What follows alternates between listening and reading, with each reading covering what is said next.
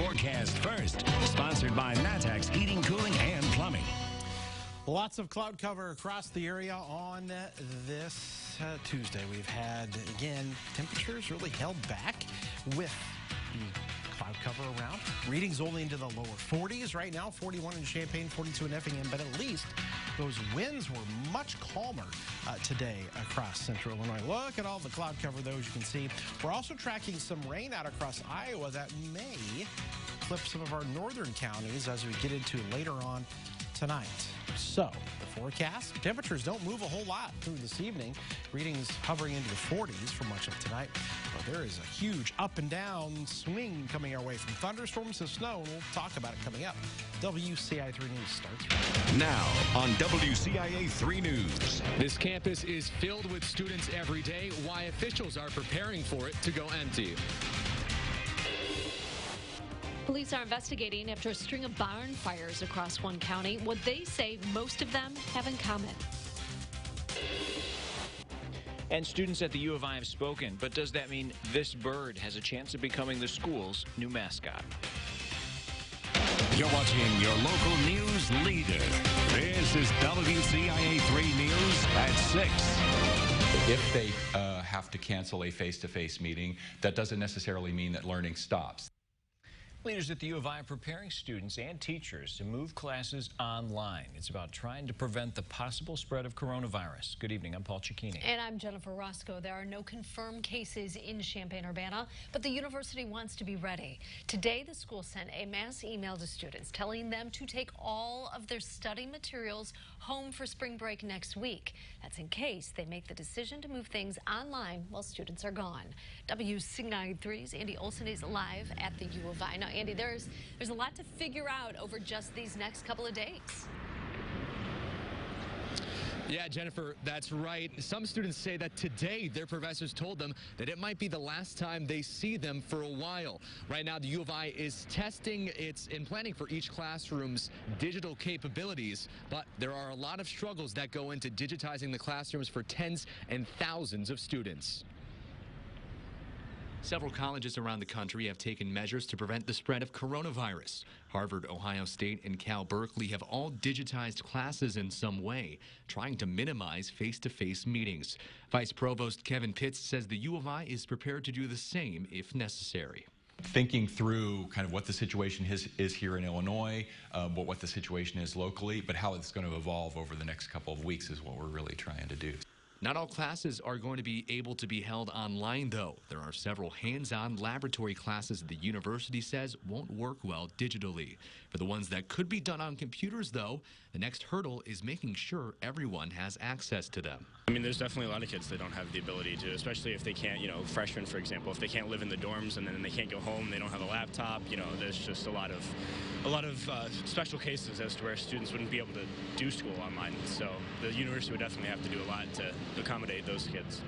The U of I says they are already working with students who may be affected. Whatever they decide, the school wants to make sure it's in the best interest of the students, faculty, and community. I think one of the things that's changed even over the last week to 10 days is folks are beginning to realize that this is not probably going to magically clear up in 10 to 14 days, that we need to think out 2 and 3 months about, and the further ahead we can plan, the better it is for people to make contingency strategies and things like that. The school is also monitoring upcoming sporting events. They say the possibility of canceling them or playing them in closed stadiums is pretty far down the line. The athletic department says they're operating normally as of now, but are prepared if that changes. Live in Champaign, Andy Olson, WCIA 3, your local news leader. Andy, thank you so much, and let us know when the U of I decides what to do about those classes. Now, there are already some U of I students who are taking classes online. Several recalled from study abroad trips in Italy and South Korea are in a voluntary quarantine. About 170 total were brought back last week. The school says if their international university lets them, some are continuing class over a computer. Public transportation can sometimes be a germ hub, but one transit system is taking extra steps to keep their passengers healthy. WCIA 3's Karina Rubio is live in our control room. Karina, Champaign County MTD, CUMTD, has a new cleaning protocol. That's right, Jennifer, and it's been in place for about 3 weeks now. MTD says it's in response to the coronavirus, but is an investment that could also be helpful in the future during regular flu season. Coronavirus cases continue to grow throughout the country. It hasn't reached Champaign County, but like many others, the Mass Transit District is thinking ahead. Public transportation needs to be accessible and safe for all, and we take it as a responsibility to the community that we're doing everything that we can to make our passengers feel safe. That's why MTD invested in an electrostatic sprayer and have kicked their cleaning routine up quite a few notches. They say it's in response to growing coronavirus concerns. The cleaning chemical is safe but effective. Tuberculoside are going to kill every germ. It's what's used in medical facilities as well, so it's antifungal and all those things. The ADA paratransit vans and C-cart vans are now being sprayed daily, and regular buses are in rotation to be sprayed down weekly. That's in addition to the regular cleaning routine they always follow. The reason we are targeting the vans for daily sanitation is the persons that tend to ride these services are elderly and or persons with who could have underlying health conditions, and that's the advice that we're hearing locally from medical professionals as well as, nationally, that these are the persons who are most vulnerable. Thousands of passengers board MTD buses daily, and while one says he's not too worried, it's best to stay on top of things. I haven't heard anything that's happened here with the case, so really not worried right now. Who knows, that could change by tomorrow. If they can do something like that, that'd be helpful to everybody.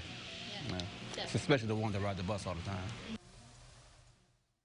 When I spoke to MTD Chief of Staff Amy Snyder today, she said even though it is costly and time-consuming, they are prepared to increase cleaning protocols even more if necessary. She didn't know how much the electrostatic sprayers were off the top of her head. That is in charge of their spending department, but I have not heard back from them yet. Live in the control room, Karina Rubio, WCIA 3, your local news leader. Karina, thank you so much. Trustees in Rantoul will decide tonight whether to outfit the police department with tasers. New tasers, that is. Police say their set is outdated. The last time the department got new tasers was in 2004. For 28 officers, the department's proposing 14 new tasers. The reduction in supply is an attempt to cut costs. If approved, the purchase will be around $65,000.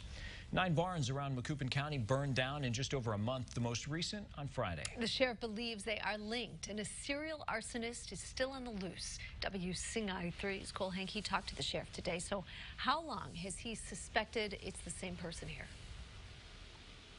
Well, it didn't take him long. He said after the second fire, he was pretty sure that they were linked. But the amount of these fires are reaching levels that he has never seen before. They do have one lead, but they're still not sure if it'll amount to anything. It started with just one barn, but then another burnt down, and then another, until 9 barns across Macoupin County burned down in just over a month. Oh, I've never in my 20-plus years ever seen anything like this. This is way, way beyond what I've ever seen. But we did, we did have 2 in one day, but I've never seen anything like this. The sheriff's office believes that they are all linked, but they don't have many leads. And although no civilians have been hurt in any of the barns so far, a volunteer firefighter was injured. There's a growing concern that whoever is responsible may strike again. People are scared. People that live out in the country, and rightfully so, they're wondering if they're next, and they're wondering if it's going to escalate to structures with possibly people in them, or, there's structures around that people live in that somebody may not think they live in. It's keeping the entire community on edge. It's a topic of conversation all the time, because it seems like here lately, once a week, twice a week, you hear of another one. So far, most of the targets have one thing in common. Those first 4 were all structures, barns with hay in them. The sheriff's office is teaming up with the state fire marshal in the investigation, but they only have one lead so far. They're looking for a white Ford pickup truck with a wooden tailgate, but they haven't found it yet. It's getting out of hand and something needs to be done. Crime Stoppers and a couple local businesses have offered rewards for information regarding who is setting these fires, and those rewards were just increased following the latest fire, which took place last week on Friday. Reporting in Springfield, I'm Cole Hankey, WCIA 3. Your local news leader. Okay, Cole, thank you so much. Now, the first of the fires happened in late January. After 2 fires in Gillespie on the same day, the fires started to wrap around Carlinville, going around to the west, with the latest fires happening on the north side. A $2.7 million project for the Decatur Fire Department is now finished, and you get to see for yourself where the money went. The brand new Fire Station 5 is on West Mound Street. Firefighters hosted an open house today. They started using this station this weekend. They say this was a huge and much needed improvement as far as safety and operation. One father went to state 3 years in a row when he was younger. His son's team has never been. How the two could take the team there now. Also tonight, the new Champaign County Treasurer is inheriting a mess. Who's stepping up to the plate to clean it up? And a lot of cloud cover on our Roofing Dog INET Flooring America camera. It's over Springfield right now. Recap up today, 5639 are the numbers going in the books.